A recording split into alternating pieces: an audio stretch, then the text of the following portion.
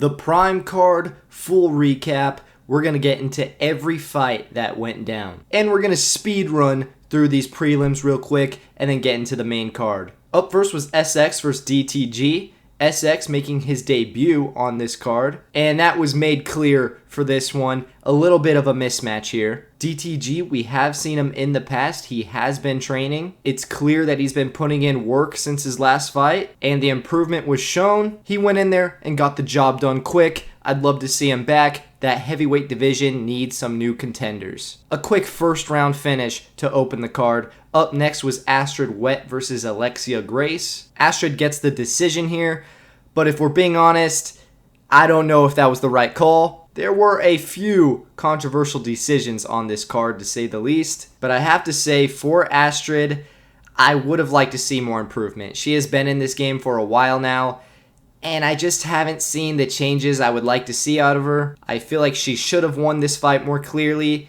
Could have gone either way, I guess. Kind of an iffy fight. And then we made our way back into the heavyweight division. For the title, Chase Demore versus Tempo Arts. I've never really been impressed with Chase in the past, but I am starting to see some improvement. Tempo Arts gets the decision here. Both guys had their moments in the fight, but I don't know if Tempo by decision was the right call. I would have liked to see a draw. In a 4-round fight, it's hard to give Tempo 3 of those rounds. I thought it was 2 apiece. I see a lot of people saying that Chase Demore won this one, but not a bad showing for both guys. I thought it was pretty entertaining. Let's move on. We then had our main event for the prelims, Swarms versus Ed Matthews.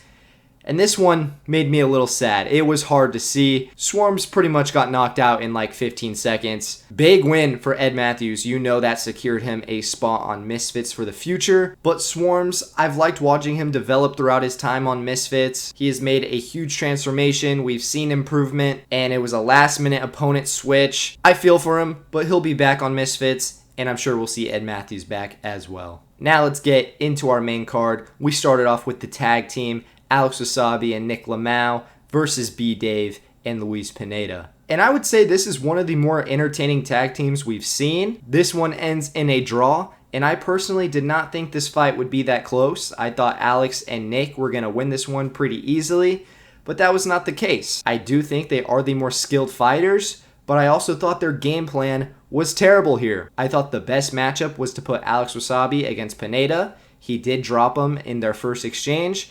And then to put Nick up against B-Dave, as I think he kind of has him figured out. They kept putting Nick against Pineda, who has a huge reach advantage against him. Pineda was winning most of their exchanges, and B-Dave was a bad matchup for Alex. His move forward aggressive style was just a little awkward for Alex to handle, and I thought they just made things a lot more difficult for themselves. I liked seeing Pineda and B-Dave putting up that good of a fight. I want to see B-Dave versus Nick Lamau one-on-one next. I think that's the fight to make. I was really entertained with this one, and I was impressed with B-Dave and Pineda. They did a lot better than I thought they would. We then had a fight I don't really see too many people talking about, Whindersson Nunes versus my mate Nate, and I thought this was a very competitive fight. Not the flashiest fight in the world. I thought it was pretty close. Nate was using his jab well, sticking to the outside. I loved the body work from Whindersson. If this was a longer fight, I think that would have had a much bigger effect. But for this one, both guys making their Misfits debuts, coming over from the Kingpin tournament. I think we'll see both of these guys in the future.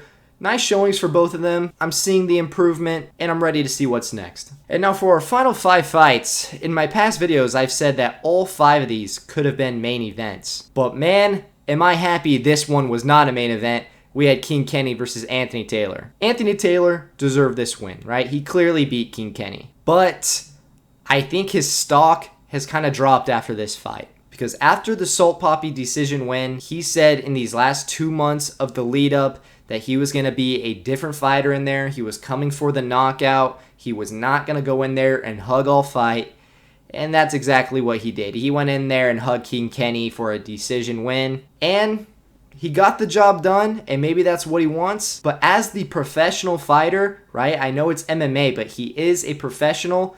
I would like to see more from him. When you are the professional going up against the YouTuber, to go in there and clinch and hug for those 5 rounds, it's not the best look in my eyes. And I think those fights he wants now, like a Nissan Gibb and Slim, I don't think he's going to get them. I don't think Slim or Gibb are going to want to fight Anthony Taylor. In fact, I don't think a lot of the YouTubers are gonna. And I don't really blame them. It's high risk, low reward. Should King Kenny have done better in that fight? Yes. He should have been prepared for that game plan. And you could tell his coach Daly was not happy with his performance. But all I'm saying is that I would have liked to see more from Anthony Taylor. And I don't really know where he goes from here, even though he now has the title. And moving on from that fight, we next had a very exciting one with Dean the Great versus Waleed Sharks 2. And this was one of the bigger surprises for me personally. I did not expect Dean the Great to go in there and dominate like he did. I personally thought Waleed Sharks was going to win this one. I thought it was going to be very competitive, but man, Dean was just dominating most of this fight. That first round, Waleed had some great moments, and he ended the fight with some great moments as well. I would actually have liked to see this fight go 8 rounds. I think both guys are skilled enough to do so. And it would have been interesting to see if Waleed could come back. But that's not the case. Dean the Great wins this one very clearly. I was impressed with his performance. I'm excited to see what's next for him. There's not too many guys in this space at that weight. So I'm interested to see what they have planned for Dean. Waleed, this is a tough victory. But he is a young guy. He has tons of time to improve. And I know we're going to see him back in there again.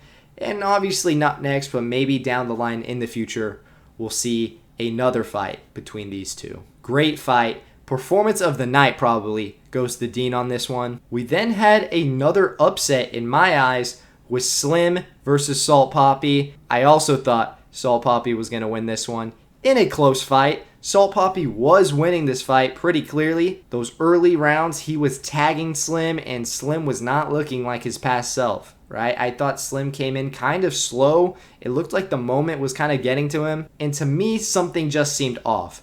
But I think what happened is eventually he caught Salt Poppy. It gave him that boost of energy, and he started to go for it. His confidence was building up throughout the fight, and he gets the finish. The knockdown was crazy, and the ref stops the fight just a few moments later. I would have maybe liked to see this fight go a little bit longer just to see if Salt Poppy could have made it and see if he could have recovered for that final round.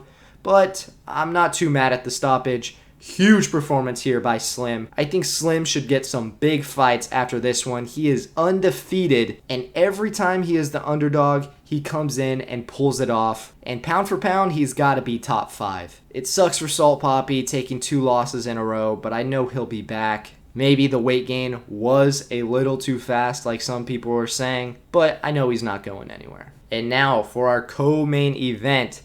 This one was chaos, as expected. We had Logan Paul versus Dylan Dennis. And this one went exactly how I thought it would, except I did think Logan was going to get a knockout. Logan Paul completely dominates Dylan Dennis for 6 rounds. This fight was not close. Dylan is not a good boxer. Who could have seen that coming? And it was kind of an embarrassing look for Dylan here. He tried to make this go like the Nate Diaz versus Jake Paul fight, right? Have these lovable, fun moments during the fight. But that did not work for him. It was not the same here because at least Nate was staying in the fight. He was having his moments.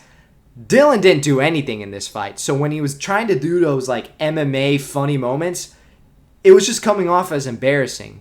It was not having that Nate Diaz effect. He shot a takedown on Logan. He didn't even get it. And then he tried to get the choke at the end of the fight. He didn't even get that. And then Logan Paul hit him with the hammer fist. All chaos breaks loose. Security jumps in. And this fight ends pretty much exactly when it was supposed to. The fight was pretty much over. Decent victory for Logan Paul here. He doesn't get the knockout, but he did what he had to do to get the job done, get the victory. It's kind of hard to see how much he's improved because Dylan kind of just didn't want to fight. And it's hard to knock out an opponent who doesn't want to fight. So Dylan Dennis, I know he wants to go to the UFC after this, but I don't know if they're going to want to take him after all of this. Tough showing for Dylan Dennis. I know he's good at jiu-jitsu, but this was not jiu-jitsu. This was a boxing match. And I don't think we're going to see Logan Paul back in the boxing ring for a long time as well. Pretty interesting co-main event. I'm just happy we got it. I'm happy it went down because I did not think Dylan was going to show up And now, this leads us to our main event, KSI versus Tommy Fury. And I was not happy about this fight. I thought KSI won. Was there the argument that this was a draw? In my eyes, yes, this could have been a draw, but I don't see how KSI lost this fight. It was also a pretty ugly fight. It was not a great boxing match, but I think that's exactly what KSI had to do to succeed in this fight. He couldn't have gone in there and boxed Tommy Fury. That would not have worked out in his favor. I think a lot of people were expecting more out of Tommy Fury. Once again, embarrassing performance by Tommy Fury here. He came into this fight saying how he was going to completely knock out KSI in 2 rounds, and if KSI went the distance, it was a loss. It was going to be embarrassing. His dad said the same thing, and at the end of the fight, after a decision, Tommy Fury's jumping up and down, acting like he just won the world championship. And I think it's clear to see as well, Tommy's not going to go very far in professional boxing. I broke this fight down completely in a video I put out the other day talking about the robbery and why this is a robbery. So my full thoughts are over there, so check that one out. I made that video right after the fight went down. Overall, I think this fight should have been a draw or KSI should have won. I thought he landed the better shots, the cleaner shots. I thought he had the bigger moments. I don't think this one's going to get overturned. KSI has put in an appeal, but I doubt we're going to see that one happen. I'm sure after this, though, KSI is not done. We're going to see him back in the ring, and hopefully it's KSI versus Jake Paul. Jake Paul has a fight in December against an unknown fighter on one of his prospect series, but after that, it gives KSI some time to rest. Let's get this going. KSI versus Jake Paul. That's what I want to see next. What do you guys think? What were your thoughts on the Prime card? Was it disappointing? Did it live up to your expectations? Let me know. Subscribe for more boxing content and updates. The support is much appreciated. Thank you for watching. Peace.